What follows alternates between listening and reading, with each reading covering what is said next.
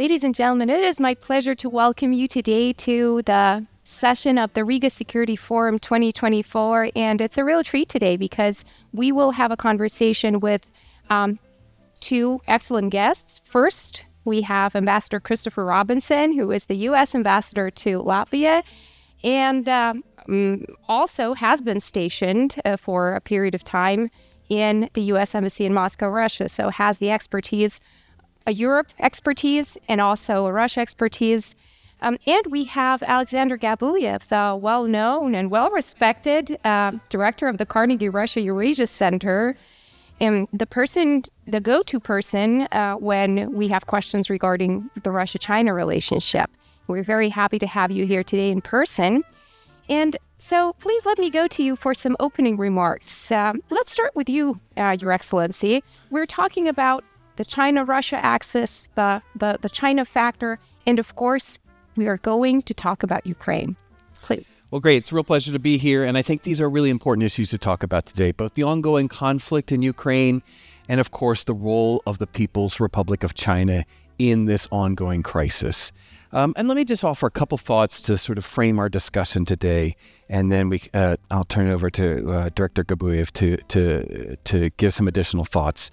But I think it's important that we continue to emphasize and focus on, both from the academic world and the think tank world and from the policy side, of the significant support that the PRC continues to provide to the Kremlin's war efforts.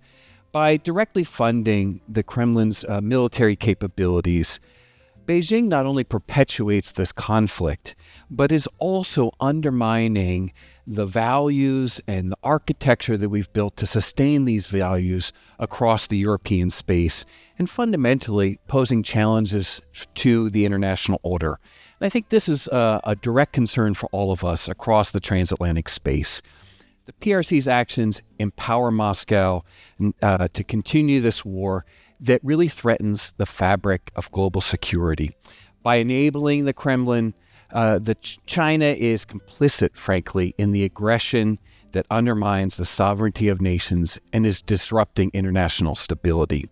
And I think this poses long-term challenges for the transatlantic space, for the NATO community, if you will, for us to continue to think about how do we meet these challenges for the long term.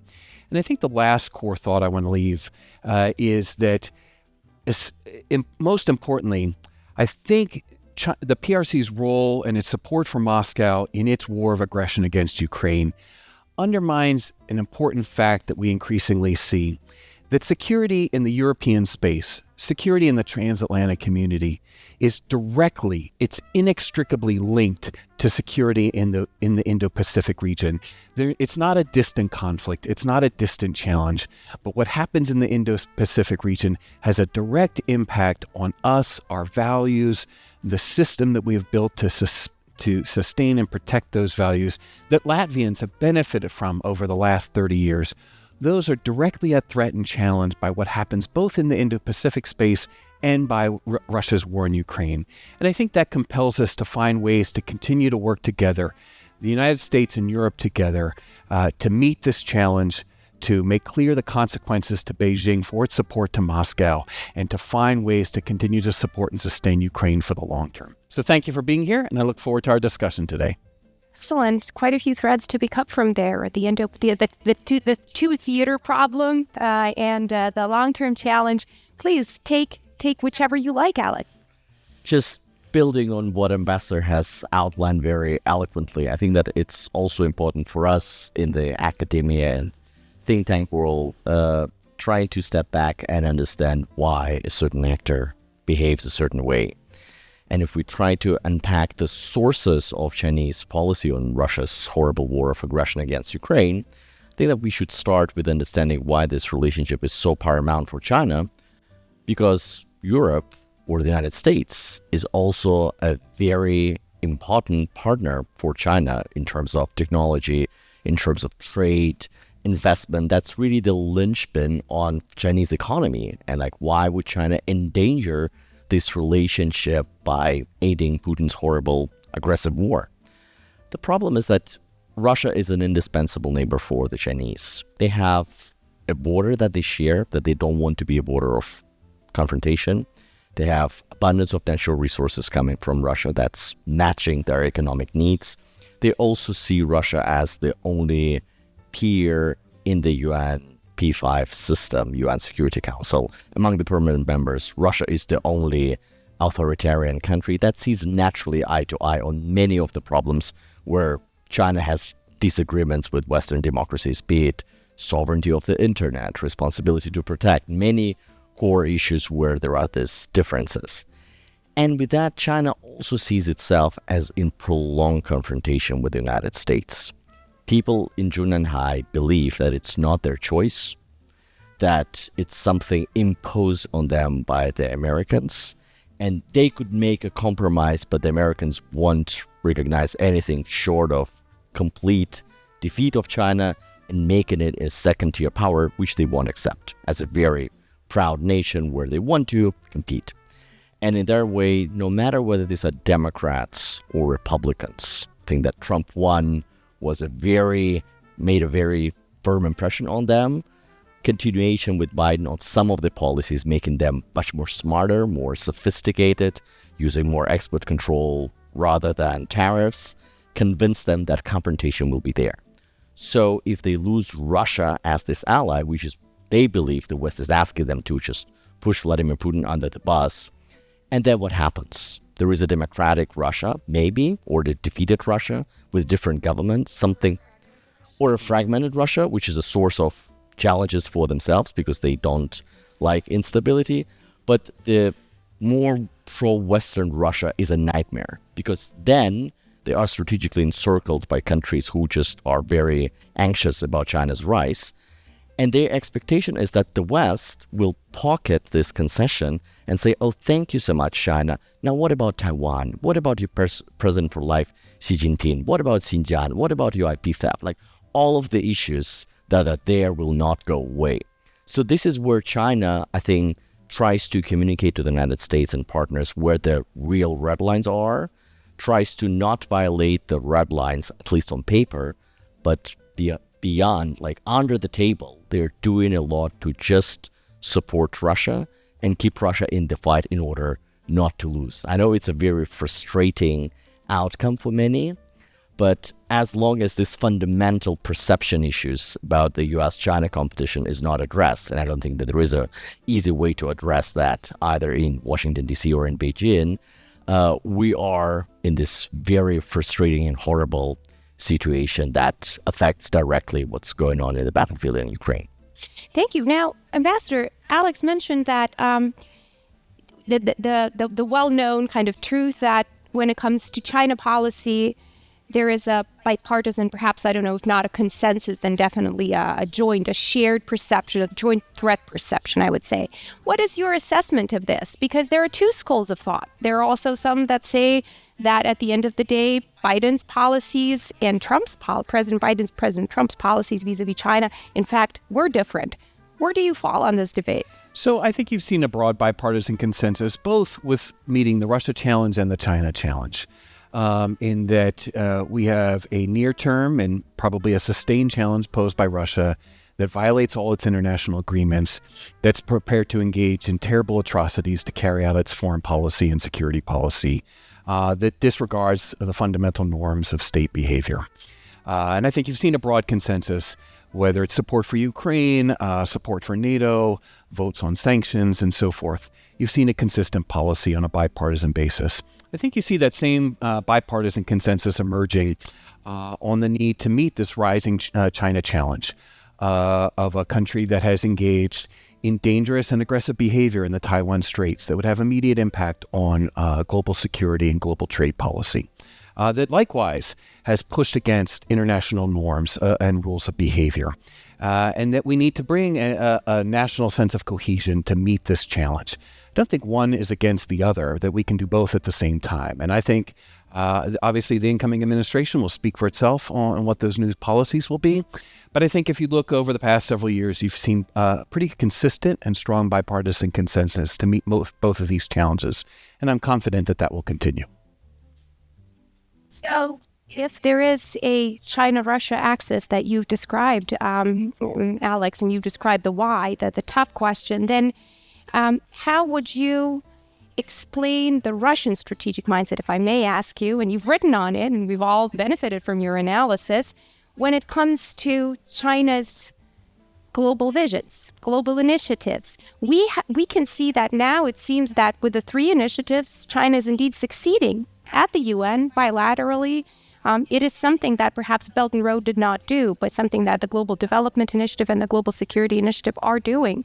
How do you assess the Russian approach? Before the invasion, we saw that Vladimir Putin did not want to be associated with Belt and Road as a part of Belt and Road. He did say that there's a linkage with the Eurasian Economic Union and things like that, but he didn't want to seem to lose the upper hand. Now we see Russia endorsing all of these initiatives. What is your assessment here?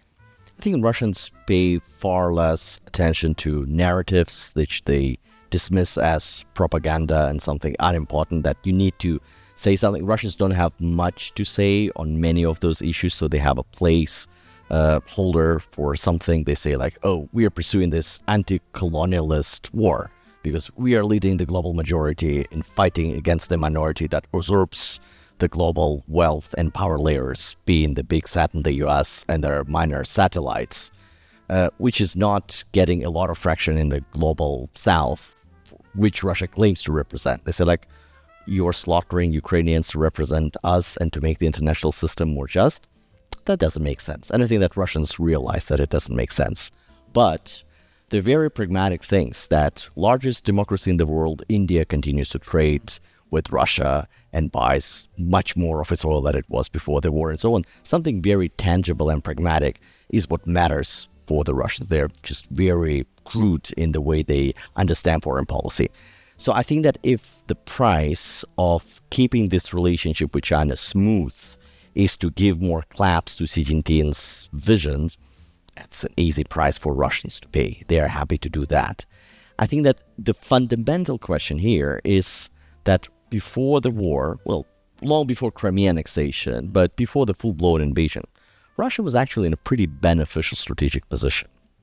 Russia had an okay relationship with the United States, improving after the initial shock of Crimea annexation and war in Donbass. Actually, President Biden wanted to put that on a stable and predictable footing.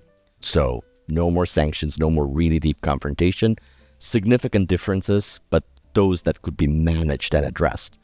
An expanding relationship with China and a very solid, deep relationship with the European Union, although there were tensions. Before Crimea annexation, that was much better, even. You remember the reset and so on. So Russia was in this position where it could pick and choose and could maintain equidistance between the 2 largest superpowers. That balance has been entirely smashed against the wall after Putin's criminal invasion. And now Russia is in much more asymmetrical relationship with China, where it needs China much more than the other way around. The problem is Putin's tunnel vision of its confrontation with the United States. As long as China helps Russia to withstand the Western pressure and to bring the US down, that's the ultimate goal that Putin pursues. And here, whatever concessions you make to China is temporarily because it's all subordinated to the major goal to defeat the United States. Yeah, you got to prioritize when you're when you're in Kremlin. I see. Thank you. But to that point, you mentioned India here, and Ambassador, I'm wondering, there is also an opinion floating around that if there were, that obviously the Russian-Chinese relationship is far from perfect, and not a match made in heaven, match of convenience, and if there are these frictions, then of course nukes, they say, is one of these frictions. But another friction is, of course, the Russian cozy relationship and historic relationship with New Delhi, and also with Vietnam. So I wonder, how much stock do you put into this analysis, and what is your assessment? Is the Russian relationship with India indeed a point of friction between Russia and China, and is that something that puts a dent in that front? So I think Alexander's written a good bit about, the flawed concept of trying to drive a wedge between the 2 countries. So I want to, and I wholeheartedly agree with that assessment. But I think you used the right point and the right phrase in terms of friction. And Alexander's written about the BRICS and the recent BRICS summit. India is an incredible partner and ally for the United States. We have a deep trade relationship. As Alexander mentioned, it's one of the world's largest democracies with its own interests. Sometimes those interests are at variance with Moscow. And I think whether it's the Vietnam relationship, the India relationship, Russia's relations with the Indo-Pacific region, or the Global South more broadly, we have seen an impact on Russia's global standing following its invasion of Ukraine. That the reliance it could have in the past for these bilateral relationships is not what it used to be. Russia has shown itself to be weak. It's shown itself to be a flawed military power, that its military equipment is not as good as it was perceived to be in the world. And that's caused, if you will, strategic pause and doubts in some of their other relationships. So I don't think we want to trap it into some binary relationship. It's either this or that. But I think what is important is that we continue to engage with those other countries from the United States perspective, to deepen those relationships, to show what's at stake around the world by Russia's invasion of Ukraine and what that means for global order, stability, the UN system, which these other countries hold very dear to their own progress and stability. And I really want to commend, as we're here in Riga doing this interview, this is where Latvia's voice has been really helpful to share its own experience of being under Russian subjugation, Soviet Russian subjugation for so many years, what that means, and sharing that story in the Indo-Pacific region, as the foreign minister just did, or in the Global South, as President Rinkevich has done a lot to do. I think that's an important story to tell, that we see what's at stake here in this conflict. You think we're being heard? I do. I think that Latvia has a very strong voice on this. These are tough challenges. These are historic relationships that go back, in some cases, to Soviet times. And Russia has tried to use every tool of leverage to maintain those relationships. I think they're ever less successful. We've seen that in UN vote, and UN candidacy, one after another. And so while there's cause to be concerned, I think we've seen a lot of successes, and we need to continue on that path to make clear to our global allies and partners and contacts what the real consequences of this war are for the issues that they hold dear. Yeah, certainly. And for Latvia, it is not just about gaining that coveted seat, the non-permanent membership in the Security Council at the UN, but it goes beyond that, because as long as there is a war, a Russian war in Ukraine, we are all in danger. So I'm happy to hear your analysis. But Alex, let's open it up, right? We've already put some players in the mix, and what we hear now a lot, of course, with the recent developments with the Russia-North Korea military cooperation and boots on the ground, in according to the reports. And then there's also talk of the Russian hub and spoke relationship with, of course, Iran, North Korea, and China, and these difficult relationships that are still in short of an alliance, but still difficult for the West among these countries. What is your vision here of the four? To what extent do you see alignment? To what extent do you see issues? What is your assessment of the axis? I would avoid the binary that people in the West frequently use, like, if it's short of the depth of the US-led military alliances around the world, if it's not NATO that's united through decades of joint exercises, training, values, economic integration, like that's the deepest and most powerful military alliance, and so are some alliances with robust democracies in the Indo-Pacific and the United States. If that's not this, then we can dismiss this as something much more fluffy and superficial. And like you use this term, marriage of convenience. Well, why people do think that marriage of convenience cannot be durable, much more durable than passionate romance? Like they're called of convenience for a reason. And I think that here we have some very durable elements in the relationships between these four. They are driven more by tactical considerations now, and that's where they are much more prominent, but they share threat perception.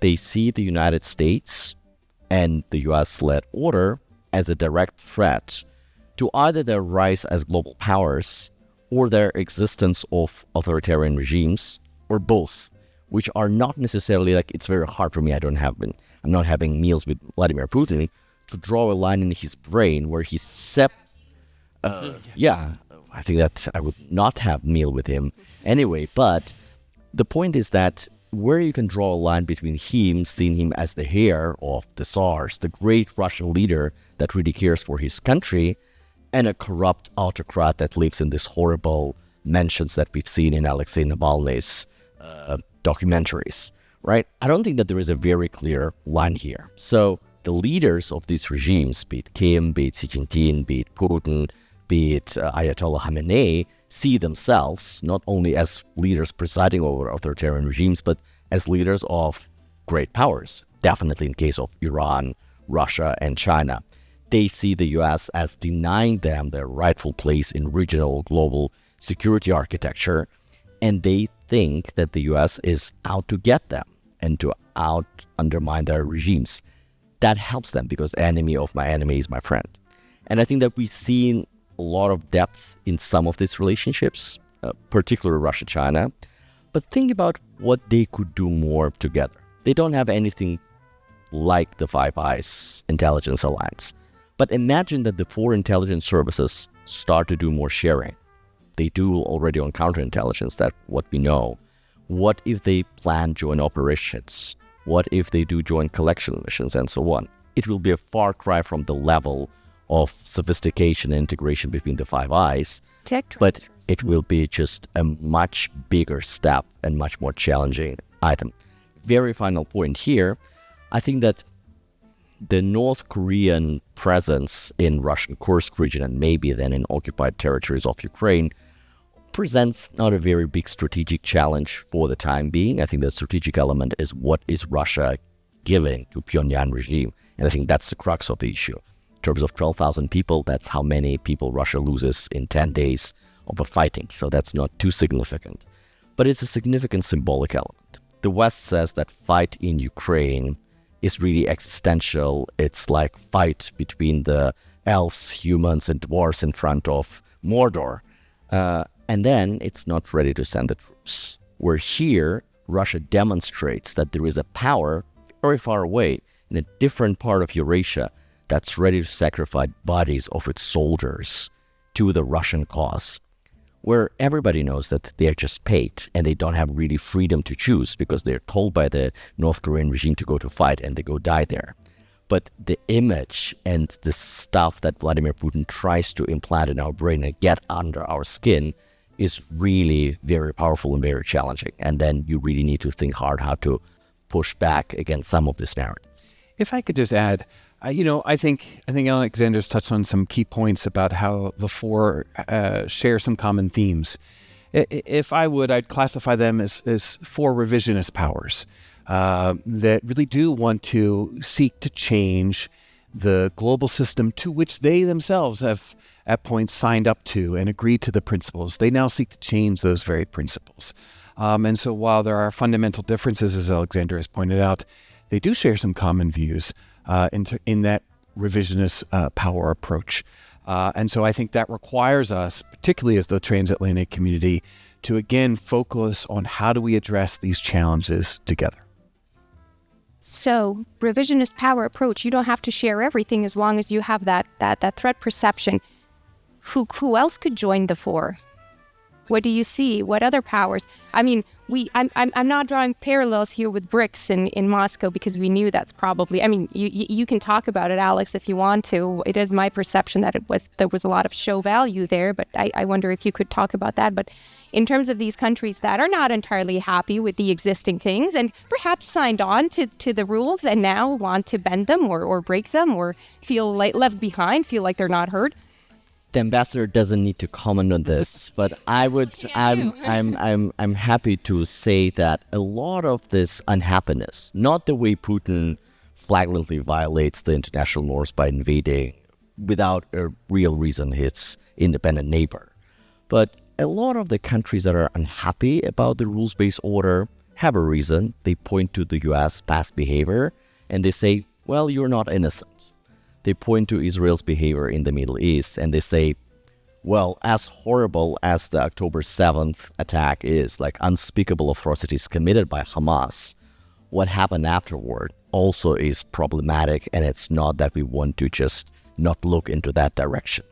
And I think that a lot of these grievances do have a valid point, and we never had a moment of closing, of coming together, discussing how do we reset the international norms where anybody would have real moral authority or would admit that, these rules have been violated over the course of, let's put the collapse of the Soviet Union as a starting point in this new chapter. So it's much more complex, in my view, than just a couple of bad guys violating the perfectly existing system that was running. The question is, what do you do next? Like, what's done in the past cannot be changed, right? You cannot disinvade Iraq.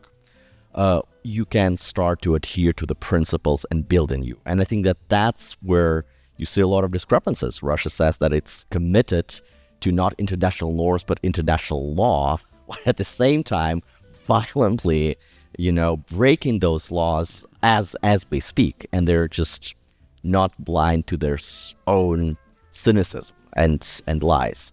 So I think that this part is important to address. There are also practical elements of the international system that is underpinned by the US and underwritten by the US dollar as the linchpin of the global economy that causes concerns. And one is the sanctions overdrive, where some countries like Saudi Arabia could make doubts, like, okay, what if next time that our leader isn't happy with a prominent dissident and does what MBS did to his critic, what if we get sanctioned? So we need to find a hedge.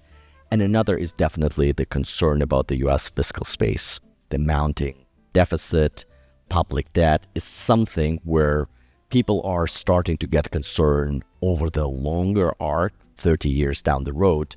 And if that's not being addressed, then you need to think about the hedge, and you need to start to think about it now. There is no obvious hedge, obviously. But I think that all of these conversations are rooted in some dissatisfaction that needs to be addressed also proactively.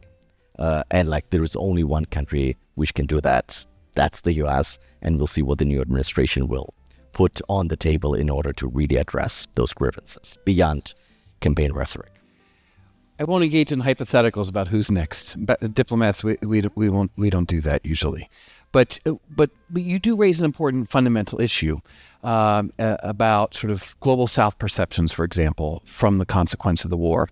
And while much attention is on sanctions or the military assistance or how do we respond as NATO to strengthen European security, I think a lot of what you've seen over the last several years as a consequence of Russia's invasion of Ukraine is also an increased effort to focus on some of those concerns, whether it's trying to advance UN reform. Of course, we've been stymied by these same revisionist powers, but we take those concerns seriously.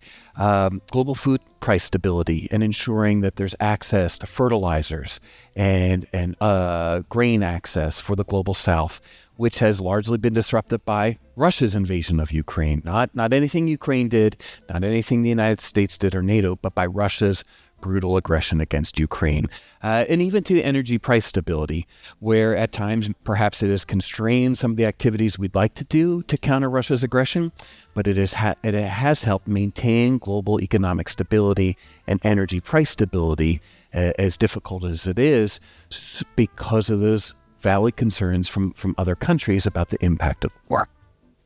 Where does Europe fall in all this? So you've painted a picture, a complex picture, and Alex is absolutely also right. To engage in whataboutism, you have to have a what about. So my question to you is, and also, given the outcome of the U.S. election, where does Europe fall? What should Europe do? What should we do as Europeans to counter these challenges? So let me take a first stab at that. And I will continue to commend Latvia for what it's done in responding to Russia's invasion of Ukraine. It was one of the first countries to provide lethal military assistance to Ukraine. long before many other countries could. And that was a really a force multiplier for the United States to help convince other countries to begin to change their policies and procedures so that we could support Ukraine in its ability to defend itself. Latvia was a leader on cutting off supplies of Russian gas and energy so that we reduce Europe's vulnerability to future economic pressure and malign influence from Moscow. And of course, Latvia is a leader on defense spending. The budget debate right now is to maintain over 3% spending on national defense. I think those are very good examples of what we would like to see Europe do as a whole on a more consistent basis. The point that, let me also then bring it back to where we started our conversation about the PRC's role in supporting Moscow's war against Ukraine. If I could, this is where we would like to see a more consistent and concerted, united voice from Europe to make clear to Beijing the consequences of its future support, current support, and the risks of future support from Moscow in its war against Ukraine. Europe's economy is larger than Beijing's. The Europe-China trade relationship is one of the biggest in the world, and it is one of the most important to the Chinese. Europe has a voice that matters to Beijing. And what we would like to see is not just that U.S. voice making clear the consequences or individual countries, but Europe speaking with that clear, resolute, firm voice to make clear the consequences and risks of future support for Moscow so that we can bring this war to a conclusion and have Ukraine be successful. I think if we could see more progress on that front, then I think we could advance it in addressing both of these challenges for the long term. Thank you, Alex. Anything to add? I think that Europeans, and you're based in Berlin, is that right? I'm based in Berlin. Oh, so you probably have things to say. I think that I will be based there for quite some time, given the trajectory of Russia, and given that I think that the victory that President Zelensky pictures in his famous 10-point formula is morally and legally justified. I don't see a clear path on how we are getting there in this moment where Russia, as a precondition, just withdraws all the troops from occupied territories, including Crimea, and then basically surrenders. So that's an aspirational vision. I think that the fact that Europe can do to contribute is to read carefully Draghi report and start some implementation measures. I think that there is a consensus view in Europe that the diagnosis and the recipe is very well written by somebody who understands Europe very well. We will have a contributing pillar on European security coming from Finnish former President Niinistö. And I think that this report is also should be studied very carefully when it's released. I think that the combination of the two, the political will and ability to act together, could be there. I think that we are in a troubled waters because of what's happening in the major capitals, be it Paris or Berlin, and in the overall dynamics. But that's a political question. I think in terms of the policies, the smart policies on how Europe could contribute and be a force for good and help actually the United States of America and address some of the issues that President Trump raised in his campaign, it's there. It's really a question of political will. Well, we are having a 2.0 geopolitical commission coming in, and the mission letters clearly state these goals. So let's see more geopolitics in Brussels. And my final topic that I want to touch upon is something that I'm very interested in. Sorry, dear viewers, if this is not of interest to you, but I run the show today. So I wonder, what about information manipulation and interference? As coming from Russia and China, obviously we're very used to the Russian information and information manipulation and interference. We are seeing more and more coming from China. We don't necessarily see coordination to the level that we're sometimes required and asked to see, to kind of perceived that it could exist. What is your assessment on the level of the Russian-Chinese disinformation, information manipulation in the West? And secondly, to what extent do you think there's coordination or just cooperation? And third of all, What are the implications here? Can it damage our institutions? Can it damage our elections? Can it damage the fabric of our societies? All right. Well, I think we hit on really one of the most important issues ahead for us, and that we continue to need to think through this and to adapt our tools and responses. Fundamentally, these are issues about societal resilience. How strong are our societies? And when we have strong societies, we can counter Russian or Chinese malign influence and attempts to manipulate information. How do we do that? We need to continue to focus on different tools and techniques. I think for probably about 10 years now, the United States and Europe have been working very closely together. U.S. and Latvia have a very strong bilateral partnership on working together through our Global Engagement Center to fight and counter disinformation. Some of that is through public education. Some of that's through exposure. Some of that's by looking at tools and techniques. And sometimes that even includes sanctions on how do we identify and disrupt some of these networks. What I think we need to bring is that same focus to Chinese disinformation in the European theater and space. We just had the trilateral meeting between the United States, South Korea, and Japan at the foreign and defense minister level. And disinformation is a big piece of what we work on together in that space in the Indo-Pacific region to counter Chinese efforts, PRC efforts to manipulate and distort information. I think we need to bring that same focus that we've been doing on countering and disrupting Russian disinformation to working in the European space together to work against Chinese efforts to control and manipulate information. I think we have a lot of shared experiences, a lot of tools that can be brought to bear. I think Latvia is really a leader in one sense on how to address this. Of course, there's all more that we can do, but there's a good shared experience here built over 10 years. From the shoot down of the MH17 back in 2015 to where we are today, we've really learned how to expose and disrupt some of these Russian efforts. We need to bring some of that same transatlantic focus and really build on some of the tools and experiences that Latvia has to look at and figure out how we identify and disrupt Chinese efforts in the same pathway. I think that we are seeing more them working in parallel for now rather than working together. But I wouldn't exclude that the next step will be just much more shared production, targeting of various groups, and just more combined arms in disinformation space that we are seeing now. And I think that the relationship itself is becoming a sort of an iceberg where we are increasingly seeing the visible part, but there is a bigger underwater part that is not that much seen. And both Beijing and Moscow have interest to make it obscure for outside observers. So I totally will side with Ambassador on the narrow kind of toolkit that can address the narrow problem. The broader problem, though, is that their narratives are built on some flaws and fractures and fissures in the society that already exist and that are real. They're pulling gasoline on fire that already exists there. This is why manipulation and disinformation is not only used by outside hostile actors, but by some of the political forces within European and Western democracies broader. And I think that with the progress of technology, progress of AI, that becomes really a big problem.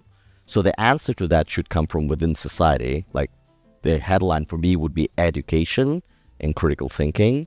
But I think that there is much deeper to go after the root causes of that so that the societies remain more immune. And that doesn't preclude that we should focus on laser sharply on the tools that Ambassador just talked about.